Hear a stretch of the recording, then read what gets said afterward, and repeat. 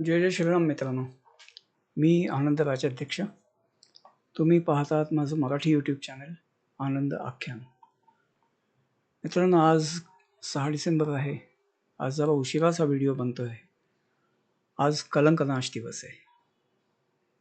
भारताच्या इतिहासावर, आपल्या हिंदूंच्या सांस्कृतिक इतिहासावर एक मोठा कलंक आजच्या दिवशी पुसला गेला. ठीक आहे, मला त्याविषयी बोलायचं नाही. मला बोलायचं आहे दुसऱ्या एका मोठ्या विषयाबद्दल. तुम्ही ह्या व्हिडिओचं टायटल बघितलं असेल की बाहुबली 2 ही जी फिल्म होती तिचा आणि आपला काय संबंध नक्की आहे. मित्रांनो, खूप मोठा संबंध आहे. म्हणजे तुम्ही कदाचित त्या गोष्टीकडे अशा दृष्टिकोनातून पाहिलं नसेल. मला जाणवलं, ते मी आज तुमच्या पुढे मांडतोय. ठीक आहे, काय तुम्ही ती फिल्म पाहिली असेल असं मी गृहीत धरतो, कारण भारतात बहुतेक लोकांनी ही फिल्म पाहिलेली आहे. सगळ्या भाषांमध्ये ही फिल्म आली होती, म्हणजे हिंदी आणि साऊथच्या सगळ्या भाषात होती आणि सुपरहिट झाली. तर तुम्हीही नक्की बघितली असेल.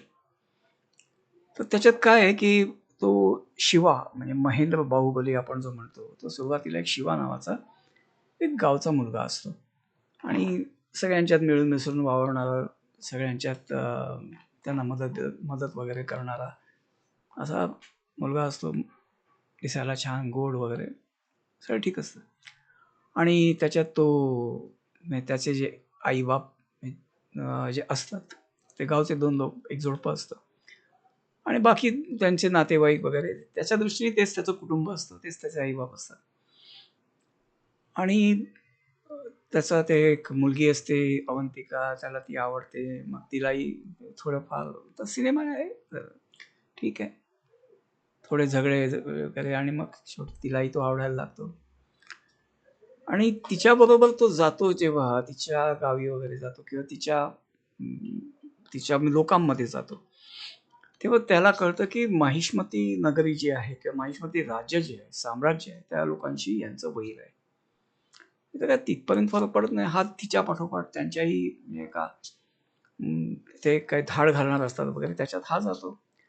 तिथे माहिष्मतीच्या सैनिकांशी याची गाठ पडते आणि माहिष्मतीच्या सैनिकांचं नेतृत्व करत असलेला कटप्पा जो आहे, तो याला जवळजवळ मारायला येऊन ठेपतो. आणि त्यावेळेला कटप्पाला याचा चेहरा दिसतो आणि तलवार टाकून कटप्पा याच्या पायावर लोळून घेतो आणि त्याला सांगतो की तुम्हीच महाराज आहात आमचे, माहिष्मतीचे खरे महाराज तुम्ही आहात. त्याला तो पूर्ण त्याच्या जन्माची कथा सांगतो.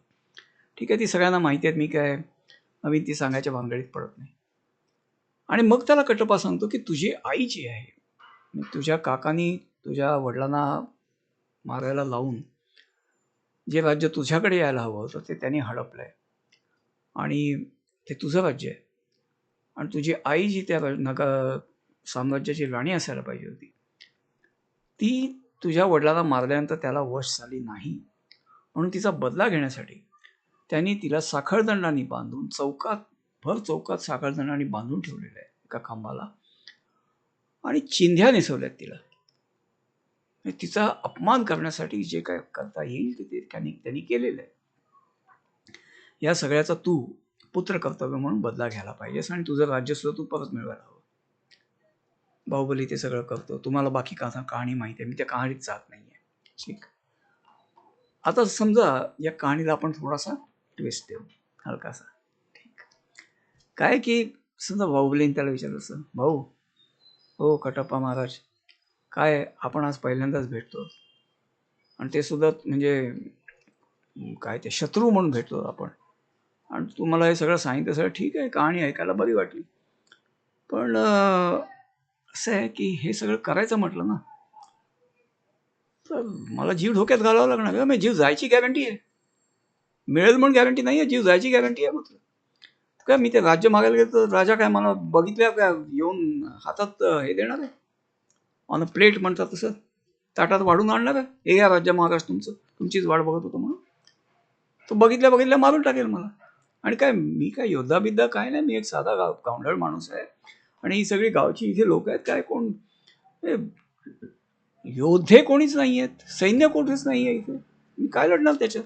नाही बाबा, राहू दे, मी आहे तो सुखात आहे, माझ्याविषयी हेच माझे आईबाप आहेत, मी इथे सुखात आहे, माझी ही लोक आहेत, आणि आता माझा एका पोरीबरोबर आहे, होत आहे, मुलं बाळ होतील, जरा मला सुखाने आयुष्य काढू दे की, कशाला जंजाळात घालतोय मला, बोलू शकला असताना. आणि तो बोललाही असतं की बघ, जी तू मला सांगतोय माझी आई आहे. अरे जन्मताच जिच्यापासून मी वेगळा झालो, मी तिचं कधी तोंड बघितलं नाही, तिचा कधी पाना प्यायलो नाही, काही नाही, काही नाही. तू सांगतो माझी आई आहे आणि मी जाऊन तिचा बदला घेऊ.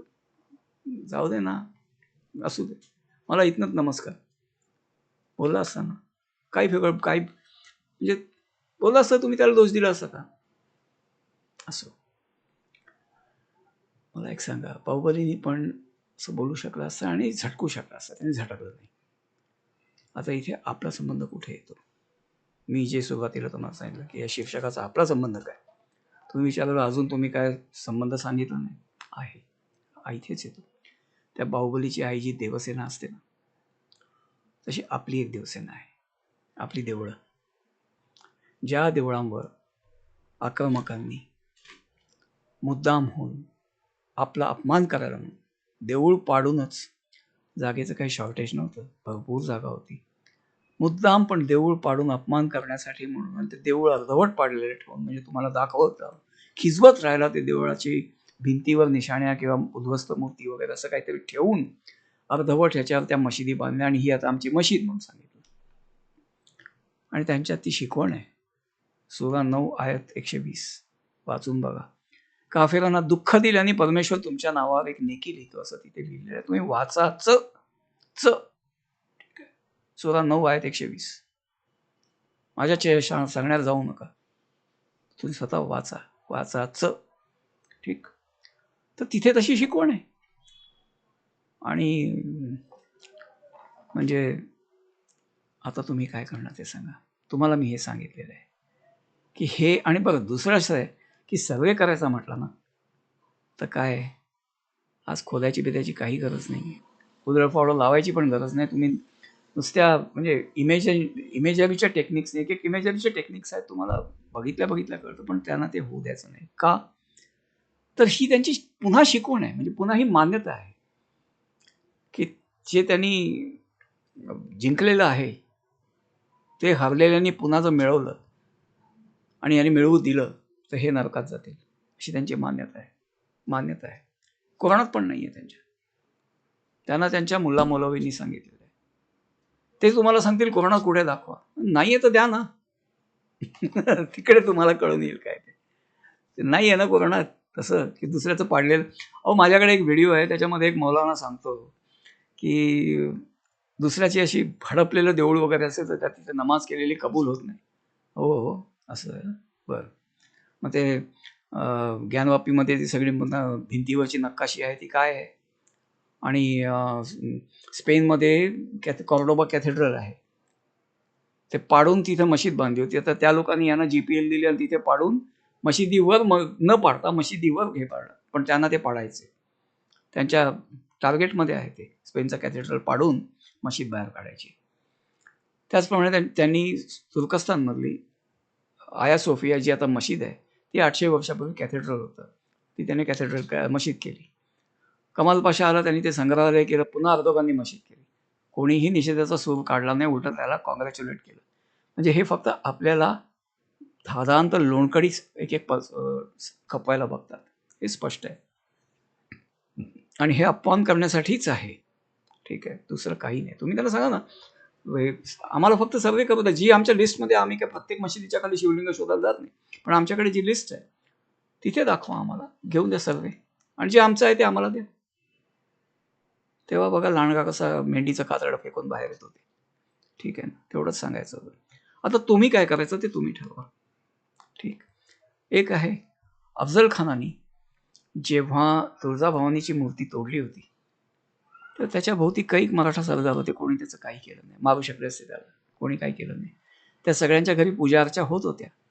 आजही त्यांचे वंशज आहेत, पूजा अर्चा होतात त्यांच्याही घरी. आजही साल्यानो आम्ही आहोत तुमच्या देवाचे बाप म्हणणाऱ्याच्या बरोबर स्टेजवर फिदी दात काढून हसणारे सगळे जातीवंतच होते ना, सगळे 96-92च होते. त्यांच्याही घरी पूजा अर्चा होतात. त्यांच्या देवांचा हा बाप नाहीये. पण कोणी काय बोललं किंवा उठून तरी गेलं नाही ना. नाही, ते अफजल खानाच्या वेळच्या सरदारांचेच हे वंशज आहेत असं म्हणायची, असं मी म्हणत नाही. पण हा एक कोण म्हणतात तसं हे चिरंजीव स्वभाव असतात. ठीक आहे, असे वाकणारे. तुम्ही काय व्हायचं ते तुम्ही ठरवा. ठीक आहे ना, मला तेवढंच सांगायचं होतं. आता ही गोष्ट मी तुम्हाला हा संबंध समजावून सांगितलेला आहे. पुढचं तुमच्यावर आहे. ठीक आहे.